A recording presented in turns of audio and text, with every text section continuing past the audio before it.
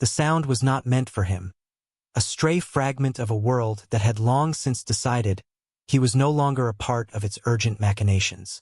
Arthur sat in his worn armchair, the one his wife, Eleanor, had always called his throne. The leather faded and cracked like a map of a forgotten country. The late afternoon sun slanted through the window, illuminating a universe of dust motes dancing in the still air. It was a silence he knew well, a silence filled with the ghosts of laughter and whispered secrets, a silence he had cultivated since Eleanor had left him to tend to their memories alone. But this silence was different. It was being violated. His daughter, Jessica, was on the phone in the kitchen. She had come over to drop off groceries, a perfunctory visit that was more about easing her own conscience than providing him comfort. He had heard the brittle cheerfulness in her voice, the forced patience. He had smiled, nodded, and retreated to his chair, allowing her the space to perform her filial duty. He had assumed she'd left, but the front door hadn't clicked shut, and now her voice, stripped of its gentle facade, snaked into his living room, sharp and cold as a shard of glass. He hadn't meant to listen. Eavesdropping was a thief's trade, and he was a man who had built his life on a foundation of honor. But the words snagged him, held him captive in his own home. "No, Mark, he has no idea," Jessica was saying, her tone a low, conspiratorial hiss. "He's just sitting in there. Same as always." A pause. Arthur could picture her, leaning against the counter he'd installed with his own 2 hands, twisting the phone cord, her face a mask of weary impatience. "Look, we just have to be firm. The papers are all with the lawyer. We just need him to sign. We'll tell him it's for his own good. The facility is adequate. It's clean. Adequate." The word hung in the air, a sterile, passionless judgment on a life lived with fierce, unyielding passion. "What about the house?" A man's voice, tinny through the phone speaker. "Mark, his son-in-law. The agent said we could get it on the market by the 1st of the month. We need to clear it out. All his junk. The photos on the mantelpiece. Eleanor's porcelain birds. His library of worn history books, their spines soft as old skin. His entire life a collection of junk." "We'll handle it," Jessica said, her voice dropping lower, as if she feared the very walls were listening. And they were. He was. "We'll get a service. 2 days, they said. They can clear the whole place. We'll tell him we're putting his things in storage." A white lie. What's he going to do, Mark? He's old. He's confused half the time. Arthur's hand, resting on the arm of the chair, curled into a fist. His knuckles were white. He was not confused. He was quiet. There was a universe of difference between the two. He could feel the old training surge, a ghost reflex from a life he had buried decades ago, the instinct to analyze, to assess the threat. But this was not an enemy combatant. This was his daughter, his Jessica, the little girl whose scraped knees he had bandaged, whose fears of the dark he had chased away with stories of brave knights. The knight was now being deemed obsolete, his castle set to be dismantled by the very princess he had sworn to protect. "The plan is simple," Jessica continued, her voice gaining a chilling momentum, the sound of a final nail being hammered into a coffin. "I'll go back on Friday with the papers. You come with me for support. We'll be sweet, we'll be kind, and we will get him to sign. By Friday evening, he'll be settled at Silver Creek Meadows, and we can call the clearing service. We'll be free. Free." The word was a gunshot in the quiet room.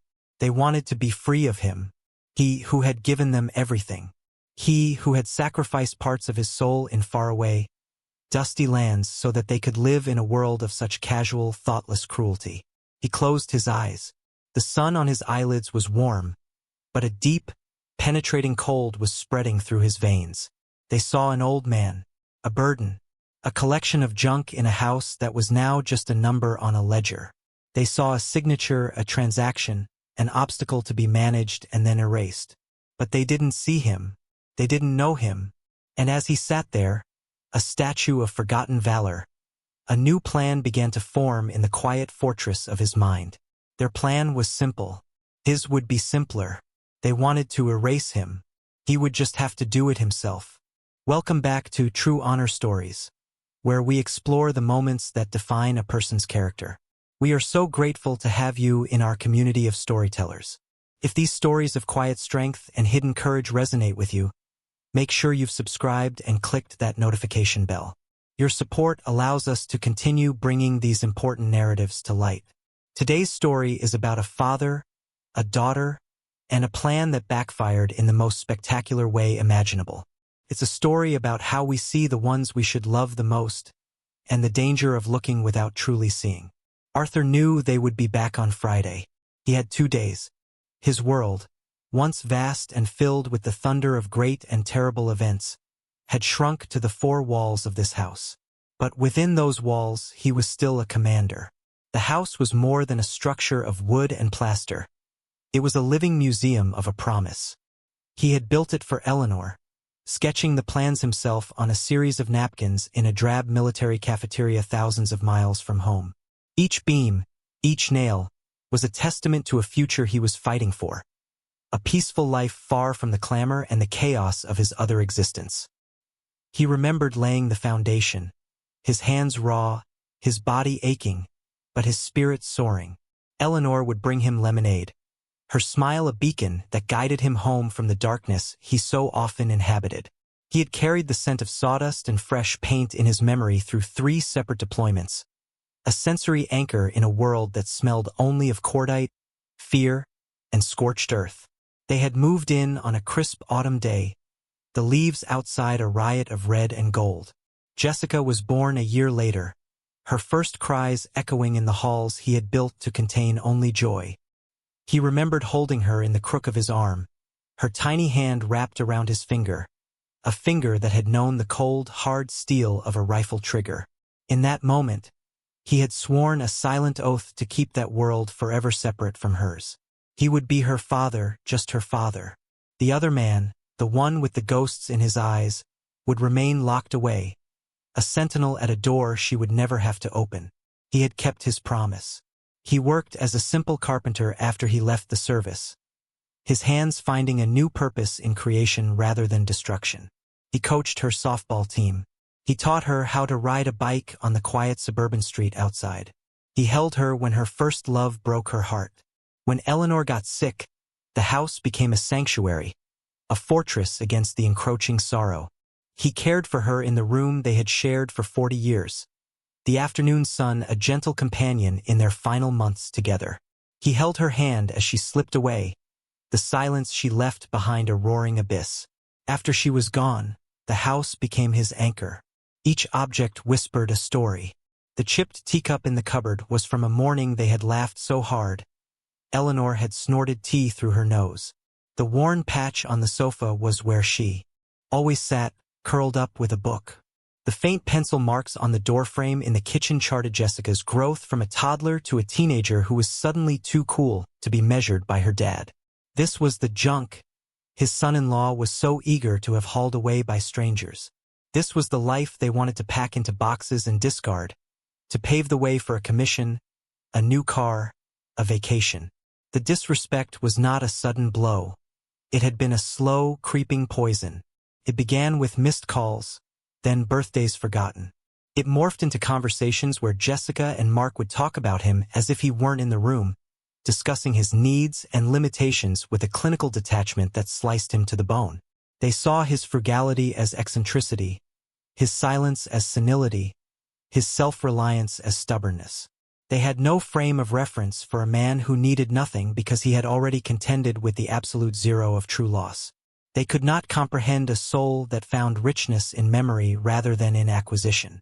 He walked through the house, a ghost in his own life, his hand trailing along the familiar wallpaper.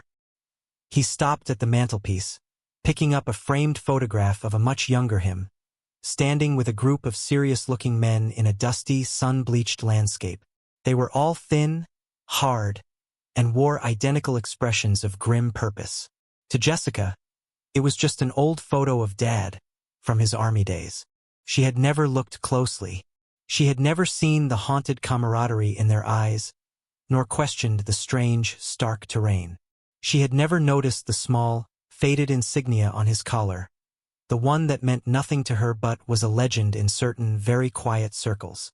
The insignia of a unit that didn't officially exist. A unit of ghosts. He put the photo down. His decision was made. They wanted him gone. He would comply. But he would do it on his own terms. Not as a burden to be discarded, but as a man choosing his own path. He would not be erased. He would simply vanish. He would become a ghost once more. The phone call was not the inciting incident, but the final confirmation of a war he had already lost. It was the formal declaration of his obsolescence.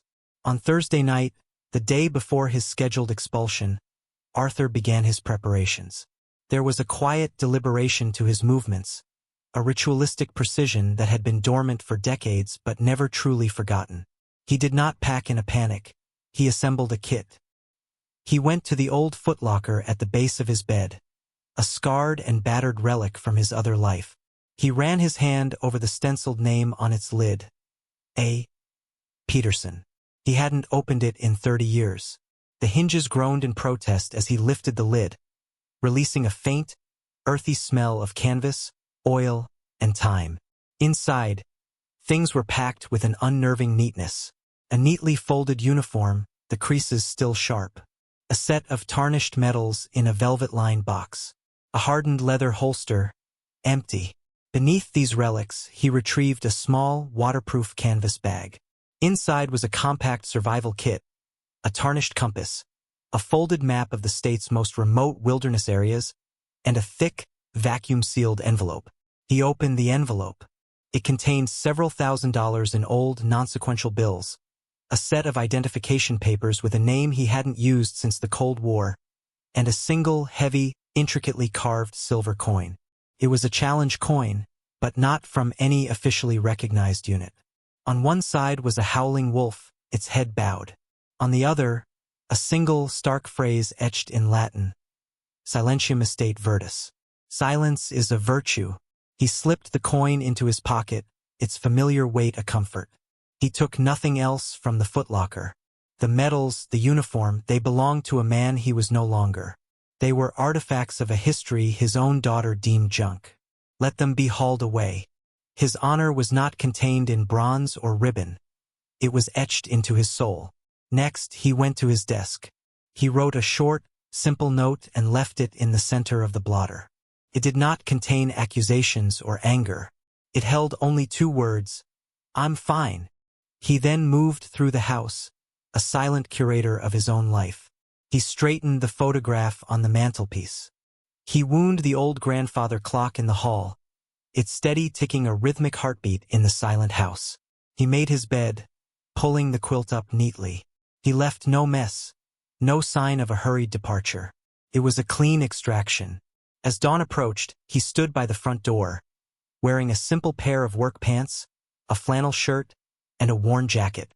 In his hand he held a small, weathered duffel bag containing only the canvas pouch from the footlocker, a change of clothes, and a copy of Meditations by Marcus Aurelius. He took one last look around the living room, the furniture silhouetted in the pale, pre-dawn light. He wasn't sad. The anger had burned away, leaving behind a profound, crystalline clarity. This house was no longer his home. It was a property, an asset, a problem to be solved. A home is not a place, he thought, it's a sanctuary. And his had been breached. He opened the front door and stepped out into the cool morning air. He did not lock the door behind him. There was nothing left for him to protect. He walked down the driveway, his step steady, his posture erect. He didn't look back. He walked to the end of the block, to the bus stop where he would begin the first leg of a journey into anonymity. As he sat on the cold plastic bench, waiting for the 6:15 a.m. bus, a young man came jogging down the street. It was Leo, the teenager from next door who mowed his lawn in the summer. Leo slowed, pulling out his earbuds. "Morning, Mr. Peterson," he said, breathing a little hard. "You're up early." "Just catching a bus," Arthur said, his voice even. "Cool. Going somewhere fun?" Leo asked, his youthful curiosity untainted by suspicion. Arthur allowed himself a small, sad smile. "Somewhere quiet," he replied. The bus hissed to a stop, its doors folding open. Arthur stood up, giving Leo a slight nod. "You're a good kid, Leo. Keep an eye on the old place for me." Before Leo could ask what he meant, Arthur had climbed the steps, paid his fare in cash, and taken a seat by a window. He watched as Leo stood on the sidewalk, a confused expression on his face, a small, solitary figure shrinking in the distance as the bus pulled away, carrying Arthur Peterson away from the life he had built, and back toward the wilderness that had always been his truest home. He was a ghost once more, leaving a haunted house behind him. The first 24 hours after Arthur vanished were marked by a silence that Jessica and Mark mistook for victory. They arrived at precisely 2 p.m. on Friday, as planned. Mark, a man whose confidence was directly proportional to the price of his suit, strode up the walkway with a leather briefcase in hand. Jessica followed, her face a carefully constructed mask of sympathetic concern. They were a team, ready to execute a gentle, loving coup. The first sign that the plan had gone awry was the unlocked front door. "That's odd," Jessica murmured, pushing it open. "He never leaves the door unlocked." They stepped into the foyer. The house was unnervingly still. The only sound was the steady, metronomic tick-tock of the grandfather clock in the hall. "Dad," Jessica called out, her voice echoing slightly. "We're here." Silence was the only reply. A flicker of annoyance crossed Mark's face. "Probably in the garden, asleep in a chair," he muttered, setting his briefcase down with a thud. "Honestly, we're doing him a favor. He can't manage this place." They searched the house. They checked the backyard, the garage, the small workshop where Arthur still kept his tools, all oiled and neatly arranged. There was no sign of him. The only thing they found was the two-word note on his desk. "I'm fine." Jessica stared at it. "I'm fine? What is that supposed to mean? Where did he go?" Her initial worry was quickly being supplanted by a growing sense of irritation. This was not part of the plan. This was an inconvenience. "Probably went for a walk," Mark said dismissively, already pulling out his phone. "He'll wander back. In the meantime, let's look at the documents. We need to know exactly what we're dealing with before the lawyer calls." For the next 2 days, they operated on the assumption that Arthur was just being difficult. They called his phone, which went straight to a disconnected message.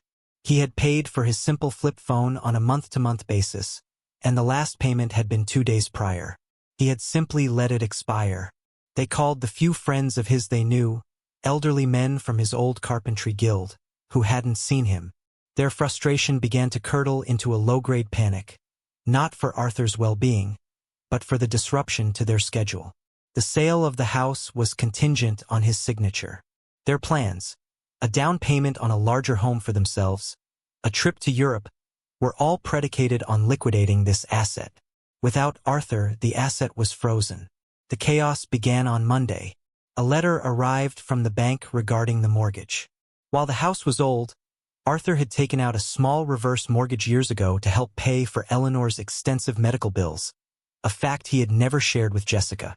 The payments were not a problem, but a clause in the contract stipulated that the owner must maintain primary residence. If the home was found to be vacant for more than 30 days, the loan would be called in, due in full immediately. Mark's face went pale as he read the letter.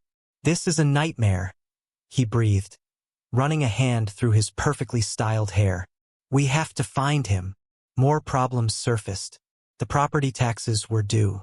A man from the city came to inspect a massive oak tree in the front yard that was reportedly dropping large branches, a potential liability issue that required the homeowner's consent to trim. Each new complication was a fresh turn of the screw, tightening the vice of their own making. They began to ransack the house in earnest, no longer visitors but invaders. They tore through his desk, his closets, his workshop, looking for a will, bank statements, any clue to his whereabouts or the full extent of his financial affairs. What they found only confused them more. There was almost nothing. No credit cards. No significant bank accounts. Just a simple pension from the carpentry union and his Social Security. It was the financial footprint of a ghost. During one of their frantic searches, Leo, the boy from next door, knocked on the door. He'd seen the cars and the constant activity. "Is Mr. Peterson okay?" he asked, his young face etched with genuine concern. He's fine, Jessica snapped, her patience worn to a thread. He's on a trip. Leo looked past her, at the disarray in the living room, the papers strewn on the floor. He told me to watch the place, Leo said quietly. He seemed different before he left. What do you mean different? Mark demanded, stepping forward. Just calm, Leo said, struggling for the right word, like he knew exactly what he was doing. He always did. Mark scoffed. The man is 80 years old. He's probably forgotten his own name and is wandering around a bus station somewhere. Leo shook his head, a surprising firmness in his gaze. No, sir. Not Mr. Peterson. He's the sharpest person I know. He used to help me with my history homework. He knew everything, especially about wars. Leo hesitated, then added, Sometimes, when I was younger, strange cars would come. Black ones. Men in suits would visit him. They'd talk for hours in the backyard. They always treated him like he was a king or something. Jessica and Mark exchanged a look of pure disbelief. You have a very active imagination, kid, Mark said, starting to close the door. Now, if you'll excuse us, we're very busy. Leo stood his ground for a moment longer. He has a tattoo on his arm, he said, his voice quiet but clear. A wolf. It's howling. Then he turned and walked away, leaving Jessica and Mark standing in the doorway of a house that was rapidly becoming their prison, haunted by the ghost of a man they had completely, catastrophically, underestimated. The end of the first week bled into the beginning of the second.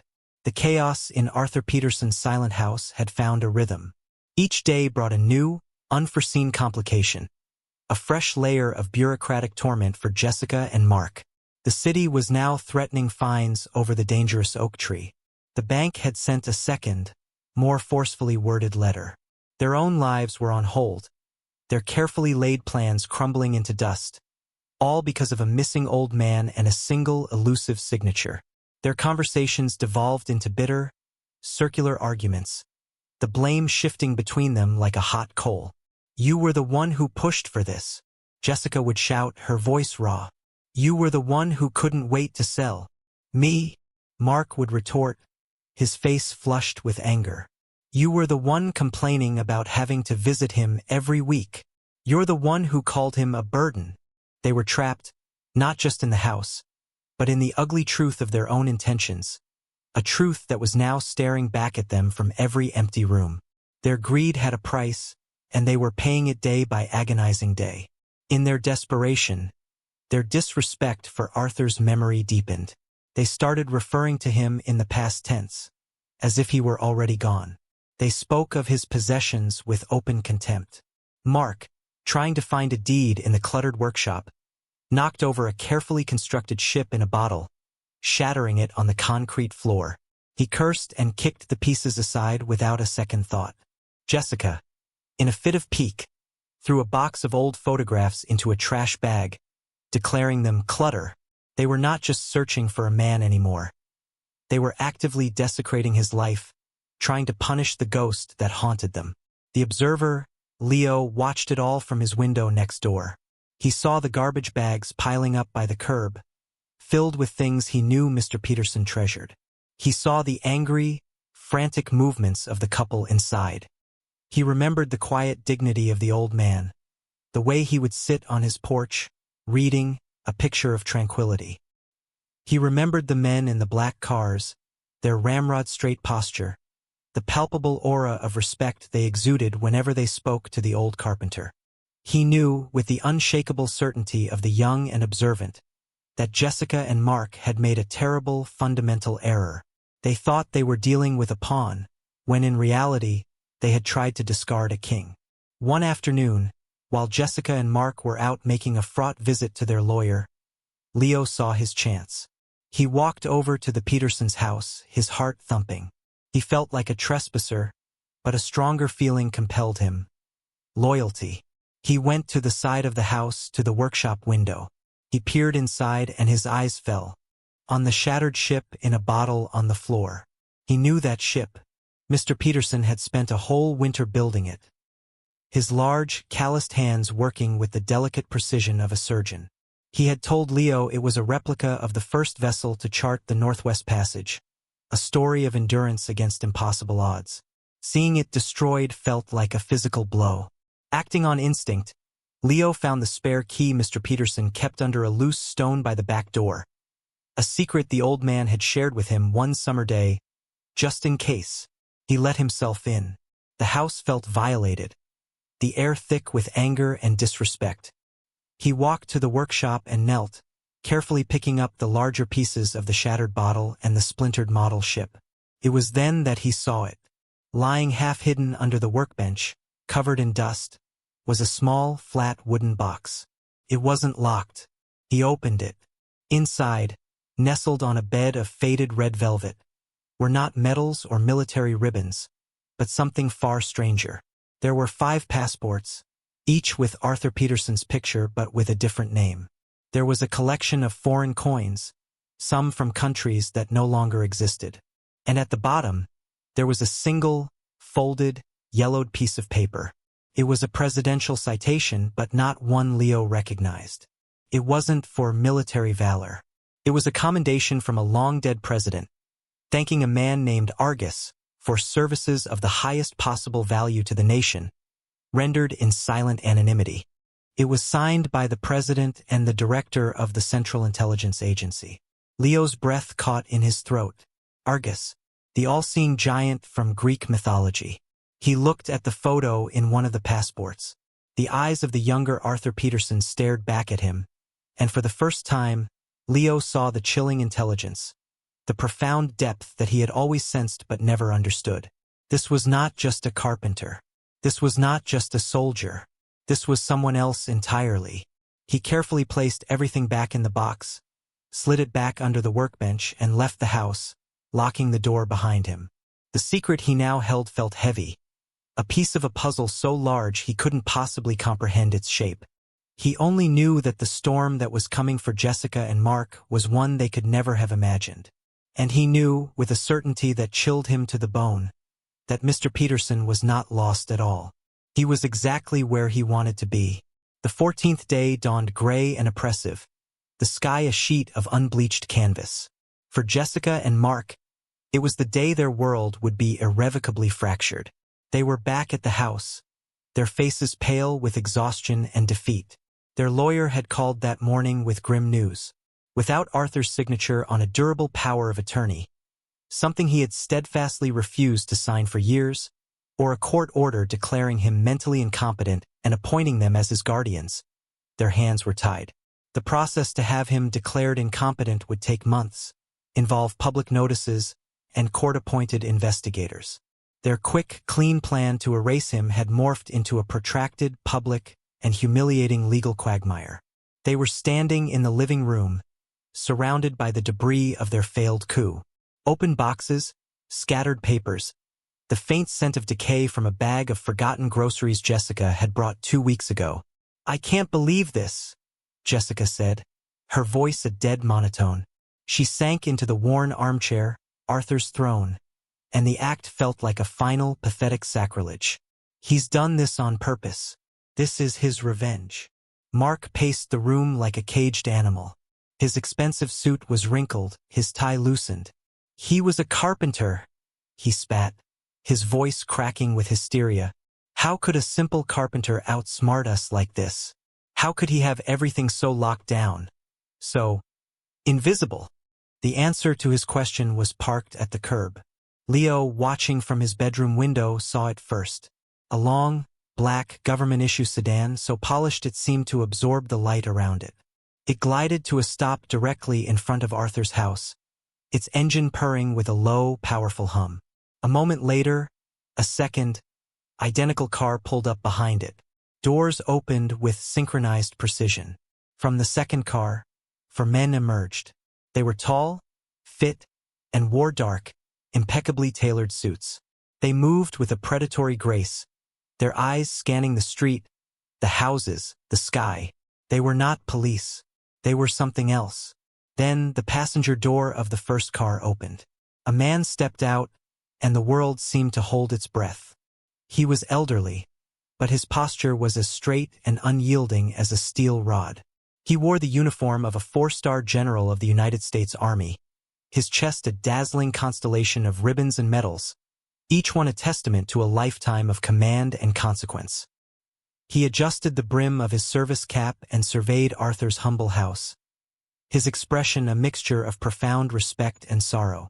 This was General Evans, a name whispered with awe in the halls of the Pentagon, a living legend who had commanded armies in 2 different wars. He was a man who advised presidents, a man whose arrival signified an event of national importance. And he was standing on the cracked sidewalk of a quiet suburban street, staring at the home of a missing carpenter. He walked toward the house, his polished black boots making no sound on the pavement. 2 of the suited men flanked him, while the other 2 remained by the cars, their gazes fixed and watchful. The general did not approach the front door. Instead, he walked onto the lawn and stopped, his eyes finding Leo's in the window next door. He gave a slight, almost imperceptible nod, a gesture of acknowledgement.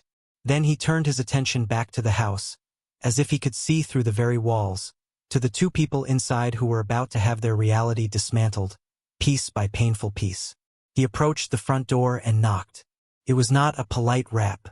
It was a firm, authoritative summons, 3 sharp knocks that echoed like hammer blows against the wood, a sound that signaled the end of one story and the beginning of another, much larger one. Jessica and Mark froze, staring at the door as if a specter had just announced its arrival. The sound was so filled with purpose, with absolute authority, that it stripped away their anger and left only a cold, primal fear. They had no idea who was on the other side, but they knew, with a sudden and terrifying clarity, that their small, selfish drama was over. The real world had just arrived. The knock on the door was a sound that bifurcated time. For Jessica and Mark, there was the world before it, a world of petty grievances and thwarted greed, and the world that came after, a world where they were infinitesimally small. Mark, propelled by some lingering vestige of his former arrogance, strode to the door and pulled it open, a blustering complaint already forming on his lips. The words died in his throat. Standing on the porch was a figure of such immense, unassailable authority that Mark felt a physical jolt, as if the air itself had solidified around him. He saw the 4 stars on the general's shoulders, the galaxy of ribbons on his chest, the face carved from granite and time. Behind him, the 2 silent men in suits stood like sentinels, their very presence a form of pressure. Mark's mouth hung open. He looked less like a man in charge and more like a child, caught breaking a priceless vase. "Can I help you?" he stammered, the words feeble and absurd. General Evans's gaze was like a physical force. It swept over Mark, dismissed him, and then pierced the interior of the house, landing on Jessica, who was now standing frozen by the armchair. The general's eyes, which had surveyed battlefields and briefed presidents, softened for a fraction of a second with a look of profound disappointment. "I am General Marcus Evans," he said, his voice not loud, but carrying a weight that filled the entire space. It was a voice accustomed to absolute obedience. "I am here to see Sergeant Major Arthur Peterson." Mark blinked, stupefied. "Sergeant Major? No, you must have the wrong house. My father-in-law, Arthur Peterson, he was a carpenter." A flicker of something cold and dangerous moved in the general's eyes. "He may have been a carpenter to you, son," he said, the word son dripping with a condescension that made Mark's previous insults seem like child's play. "To the United States of America, and to the men who are alive today because of him, he is Sergeant Major Peterson, a man of whom legends are told in whispers. Now, where is he?" Jessica found her voice, a thin, reedy thing. "We don't know. He's gone. He left 2 weeks ago." The general's gaze locked onto hers. He stepped across the threshold, and it felt like a king entering a hovel. The 2 suited men remained on the porch, but their presence was a cage, sealing Jessica and Mark inside with this terrifying figure of judgment. "Gone?" the general repeated, the word a low rumble. "A man like Arthur Peterson doesn't just go gone. He moves with purpose. You will tell me exactly what happened. And so they told him. Under the relentless pressure of his stare, the story tumbled out, not the sanitized version they had told themselves, but the ugly, unvarnished truth. The plan to put him in a home, the papers, the real estate agent, their frustration, their anger. As they spoke, they withered, shrinking under the general's silent, damning judgment. When they finished, a heavy silence descended upon the room, broken only by the ticking of the grandfather clock. The general slowly surveyed the room, his eyes lingering on the open boxes, the discarded memories. His gaze fell upon the armchair, Arthur's throne. "This house," he said, his voice now quiet, reflective, and all the more damning for it. "Do you have any idea what this house is?" They shook their heads dumbly. "This house was the price of a mission in East Berlin in 1978. The general began, his voice taking on the cadence of a eulogy. "Arthur Argus, as we knew him, was tasked with extracting a high-value asset, a scientist with a family. The mission went sideways. They were cornered in a safe house. For 3 days under siege, Arthur held off an entire Stasi kill team. Not with guns, but with his mind.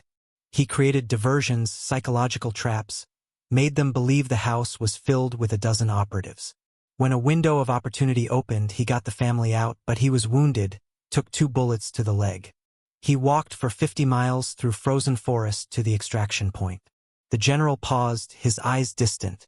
"The government offered him any medal he wanted. He refused. He said, 'I don't want a medal. I want a quiet life. I want to build a house for my wife. The funding for this very foundation, the down payment on this land. That was his reward. A reward he earned in blood and pain. This isn't a house. It's a monument to a quiet promise.'" He turned his gaze back to them, and it was devoid of all warmth. "You called his things junk. Let me tell you about his junk." He pointed to the mantelpiece. "That grainy photograph you so casually ignore? That was taken moments after Operation Desert Talon. The men with him were the other 3 survivors of his 12-man team. They had been declared lost, presumed dead, after their chopper went down behind enemy lines. For 2 weeks, with no food, no support, and a wounded commanding officer, Sergeant Major Peterson led those men through hostile territory. Every man in that photo is alive because of him. 3 of them are now generals themselves. They call him the Ghost, because he could move through hell itself without leaving a trace." Jessica let out a small, strangled sob, her hand flying to her mouth. Mark looked as though he'd been punched. "You wanted to put him in Silver Creek Meadows?" the general continued, his voice laced with a contempt so pure it was almost a physical thing. "A man who presidents have secretly consulted. A man whose tactical analysis is still required reading at Quantico and West Point. A man who single-handedly negotiated the release of a dozen hostages from a besieged embassy in '85 by convincing the terrorists he was one of them. He learned their dialect in 72 hours from a book of grammar. He walked in alone and unarmed and walked out with every single hostage. He told his wife he'd been at a carpentry conference." The general took a step closer, his shadow falling over them. "You didn't see a hero. You saw an old man. You didn't see a legend. You saw a burden. You have committed a sin far greater than greed. You have committed the sin of ignorance. You looked at a giant and saw only his shadow." He fell silent, letting the crushing weight of his words settle upon them. The ticking of the clock seemed to grow louder, each tick a measure of their monumental, unforgivable failure. The general's monologue was not an explosion. It was a detonation that sent a silent, devastating shockwave through the room. It didn't just shame Jessica and Mark. It fundamentally annihilated their perception of reality. The man they had tried to manage, to control, to erase, was a figure of historical significance. A ghost who had walked the secret corridors of power and survived the crucible of clandestine warfare. Their father-in-law, a giant, and they had tried to swat him like a fly. Jessica was the first to break. The sob that had been caught in her throat erupted, a raw, ragged sound of pure, undiluted horror. It was not a cry of self-pity, but a cry of sudden, gut-wrenching comprehension. She saw her entire life in a new, terrible light. Every act of kindness from her father, every moment of his quiet presence, was now cast against a backdrop of unimaginable sacrifice and heroism. His silence hadn't been emptiness. It had been a shield, protecting her from the weight of the truths he carried. His simple life wasn't a failure to keep up. It was a deliberate, hard-won peace. She collapsed into a nearby dining chair, her body shaking, her face buried in her hands, as if she could physically hide from the glare of her own filial blasphemy. Mark stood motionless, his face the color of ash. His world, built on spreadsheets and profit margins, had been rendered meaningless. He had measured Arthur Peterson with the flimsy yardstick of net worth and found him wanting. Now, he was being judged by a metric he couldn't even comprehend: honor. He looked at the general, this emissary from a world of consequence and courage, and for the first time in his adult life, Mark felt utterly and completely insignificant. The arrogance that had been his armor for so long had been vaporized, leaving his small, selfish soul exposed. He could not speak. He could not move. He could only stand there, drowning in the silence. General Evans watched them for a long moment, his expression unreadable. He had not come here to grant absolution. He had come as a witness, to speak for a man who would never speak for himself. His duty was to the honor of his friend, not to the comfort of those who had desecrated it. He turned and walked to the front door, his purpose fulfilled. Before he stepped outside, he paused and spoke without turning around. "He will know you came for him," he said, his voice quiet again. "Men like Arthur have ways of knowing things. He will also know that you now understand. What you do with that knowledge is up to you. But I can tell you this. You will never see him again. Not unless he wishes it. And I suspect he will value his peace more than your newfound regret." He stepped out onto the porch, where his two aides were waiting. He saw Leo, still standing on the lawn next door, a silent, watchful sentinel. The general walked over to the boy. The men in suits did not follow. They seemed to understand this was a private transaction. "You're the neighbor," the general stated, not a question. "Leo, sir," the boy said, his voice trembling slightly but his gaze steady. "You kept an eye on his house," the general said, a hint of approval in his tone. "He told me to." The general reached into his uniform pocket and pulled out a heavy, silver coin. He pressed it into Leo's hand. It was identical to the one Arthur had packed in his own bag, the howling wolf, the Latin inscription. "If you ever have contact with him," the general said, his voice low and intense, "you give this to him. You tell him the old guard sends its regards. Tell him his sanctuary is safe. He'll understand." He held Leo's gaze for a second longer, a silent passing of a torch, of a message between ghosts. Then he turned, walked back to his car, and was gone as smoothly and silently as he had arrived. The black sedans pulled away from the curb, leaving a profound void in their wake. Leo looked at the coin in his hand, its weight heavy with secrets. He looked over at the Peterson house, where Jessica was still weeping and Mark stood like a statue of broken pride. The house was no longer just a house. It was a monument, just as the general had said. A monument to a man they had never known, and to a love they had never deserved. The departure of General Evans left behind a silence that was heavier and more profound than any sound. It was the silence of judgment, the silence of a truth so absolute it required no further discussion. For Jessica and Mark, the house was no longer a potential asset. It was a tomb, a testament to their own moral bankruptcy. They moved through the rooms in a daze, every object now imbued with a terrifying new significance. The worn armchair was not just a chair. It was the resting place of a warrior. The chipped teacup was not just a piece of pottery. It belonged to the woman a hero had loved.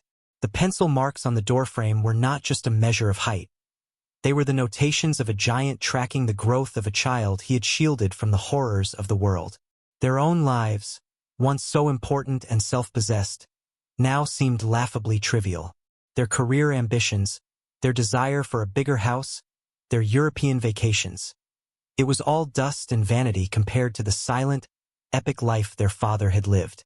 The chaos of the past 2 weeks had been replaced by the quiet agony of remorse. There were no more frantic phone calls, no more angry arguments. There was only the shared, unspoken weight of their colossal failure. A few days later, a certified letter arrived. It was from a law firm they had never heard of, in a small, remote town in the mountains. Inside was a single document, a quitclaim deed. Arthur Peterson, in his meticulous, ghost-like efficiency, had signed over the house to Jessica, a final, clean severance. The date on the notary's seal was from the day after he had disappeared. He had planned for this eventuality all along. He had given her what she wanted. But the gift was now a curse. Selling the house felt like selling a national monument. Living in it felt like squatting on sacred ground. The house, and the memory it now represented, would be their penance. They never sold it. They couldn't.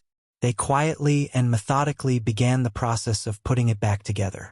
Mark, his hands unaccustomed to labor, spent a weekend carefully gluing the shattered ship in a bottle back together, each tiny piece a small act of atonement. Jessica found the bag of photographs she had thrown out and spent an entire night carefully putting them back into their albums, her tears staining the aging cardboard pages. They fixed the leaky faucet in the kitchen. They hired a service to prune the great oak tree. They tended to the house not as owners, but as unworthy custodians. They were preserving the legacy of a man they now knew they would never be good enough to know. Meanwhile, hundreds of miles away, in a small, rustic cabin nestled deep in a pine-scented national forest, Arthur Peterson sat on a simple wooden porch, watching an eagle circle in the vast, blue sky. He had built a new life, or rather reclaimed an old one. A life of silence, solitude, and peace. He chopped his own wood, fished for his own dinner, and read his books by the light of a kerosene lamp. He was not hiding. He was free. One afternoon, a young park ranger hiked up the trail to his cabin. It was a long and difficult path, one not often traveled. The ranger was young, barely out of his teens, with a respectful look in his eyes. He said he was just checking on the old fire watch cabins in the area. He and Arthur spoke for a while about the weather and the wildlife. As the ranger was about to leave, he hesitated. "An old fella down at the general store asked me to give you this, if I saw you," he said, pulling a small, heavy object from his pocket. "He said you'd know what it means." He handed Arthur the silver challenge coin. Arthur took it, its familiar weight settling in his palm. He saw the howling wolf. He saw the Latin words. He looked at the ranger, then out at the endless expanse of mountains. He nodded slowly. "The old guard sends its regards. Your sanctuary is safe." A faint, barely perceptible smile touched his lips. His daughter finally had her freedom. But in the end, so did he. He had vanished from their world, and in doing so, he had finally, truly, come home. The story of Arthur Peterson is a stark reminder that the people we think we know best are often the ones we know least of all. We measure worth in titles, in bank accounts, in noise and visibility. But true honor, true strength, often resides in the quiet places, in the lives lived in silent service, in the promises kept when no one is watching. It begs the question, how do we truly see the people around us? Do we look past the surface, past the quiet exterior, to see the giant standing in the shadows? Or do we, in our own arrogance, risk erasing a hero? Let us know your thoughts in the comments below. What does true honor mean to you in today's world? If this story moved you, please consider subscribing to True Honor Stories and sharing it with someone who might need to hear it. Your engagement helps us keep these vital narratives alive. Thank you for joining us, and until next time, remember to look for the honor that lies in the silence.